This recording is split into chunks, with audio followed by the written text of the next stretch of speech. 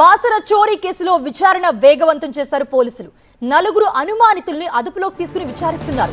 వేలిముద్రల ఆధారంగా విచారణ కొనసాగుతుంది. మరోవైపు విధుల్లో నిర్లక్ష్యం వహించిన 5గురు హోంగార్డులను ఎస్పీకి సరెండర్ చేశారు ఆలయ ఈవో అంజనాదేవి. చోరీ జరిగిన రోజు సీసీ ఫుటేజ్ పరిశీలించగా డ్యూటీలో 3 హోంగార్డులు మాత్రమే కనిపించారు. జనరల్ గా 6 హోంగార్డులు డ్యూటీలో ఉండాలి, కానీ 3 మాత్రమే విధుల్లో ఉన్నట్టు సీసీ ఫుటేజ్ లో గుర్తించారు. ప్రతి 3 నెలలకు ఒకసారి హోంగార్డులను రొటేషన్ పద్ధతిలో మార్చాలని ఈవో అంజనాదేవి ఎస్పీకి లేఖ రాశారు. హోంగార్డులు డ్యూటీకి రాని రోజే చోరీ జరగడం పలు అనుమానాలు వ్యక్తమవుతున్నాయి. దీనికి సంబంధించి